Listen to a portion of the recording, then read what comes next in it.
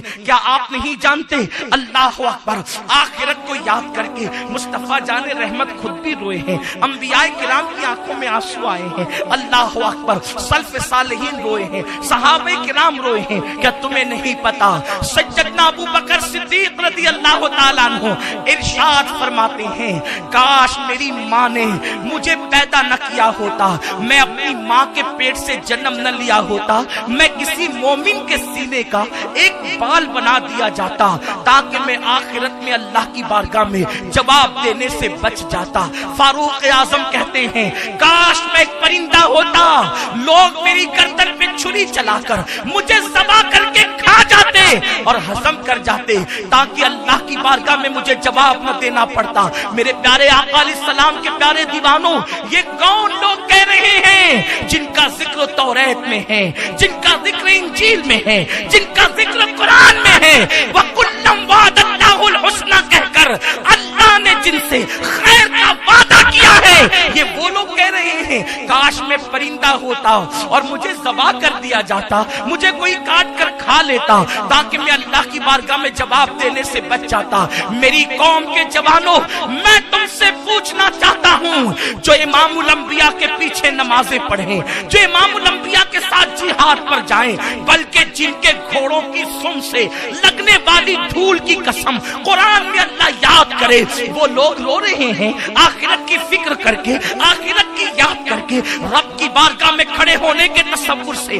وہ کانپ رہے ہیں، رب کی بارگاہ میں جواب دہی کے تصور سے وہ کانپ رہے ہیں۔ کون کانپ رہے ہیں؟ جن کی راتیں تلاوت قرآن میں گزرتی ہے۔ کون کانپ رہے ہیں؟ جو چہرے رسول دیکھ کر اپنے شب و روز کو گزارتے ہیں۔ کون کانپ رہے ہیں؟ جن کے لیے قرآن وعد اللہ الحسنى کہہ کر ان کی بشارتیں بیان کر رہا ہے، ان کی عظمتوں کا اظہار، کبھی والذین معہ کہہ کر، اشداء علی الکفار کہہ کر، رحماء بینہم کہہ کر، تراہم رکعا سجدا یبتغون فضلا من اللہ ورضوانا کہہ کر، سیماہم فی وجوہہم من اثر السجود کہہ کر، اللہ اکبر، ان کی فضیلت قرآن بیان کرے، ان کے خطبے قرآن پڑھے، ان کی عظمت قرآن بیان کرے۔ امام الانبیاء جس کے لیے کہے میرے بعد کوئی نبی ہوتا وہ عمر ابن خطاب ہوتا، وہ امام الانبیاء جس کے لیے کہے کہ اللہ اکبر، معراج میں میرے خدا نے جس انداز سے مجھ سے بات کی وہ آواز ابو بکر صدیق کی آواز تھی۔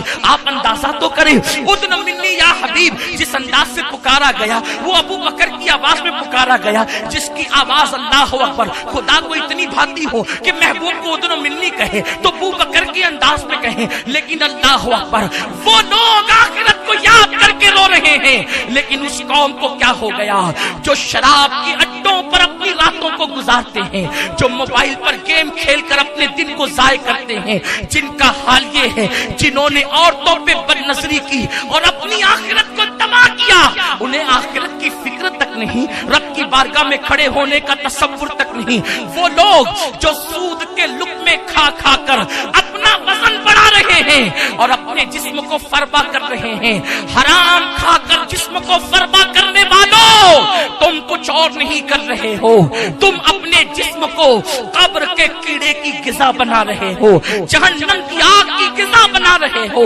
اللہ اکبر، جو ناپ تول میں کمی کر کے ناجائز و حرام مال جمع کر رہے ہیں، انہیں آخرت کی فکر کب ہے؟ جنہوں نے مسجدوں کو ویران کر دیا، انہیں آخرت کی فکر کب ہے؟ جو دولت کی محبت میں لوگوں کے مال پر ناجائز قبضہ کر رہے ہیں، انہیں آخرت کی فکر کب ہے؟ جو رات میں 2-2 3-3 بجے تک ننگا ناچ ہیروائن کے حوالے سے دیکھتے ہیں، ہیروں کو ناچتا دیکھتے ہیں، ان لوگوں کو آخرت کی فکر کب ہے؟ بڑی معذرت کے ساتھ میں بے حیائی کی گفتگو کرنے کا قائل نہیں، لیکن مجبور ہوں آپ کے سامنے ایک بات ضرور کہوں گا۔ وہ نوجوان لڑکے جو کسی لڑکی کا ہاتھ پکڑ کر پارکوں میں گھومنے کے لیے جاتے ہیں، انہیں آخرت کی فکر کب ہے؟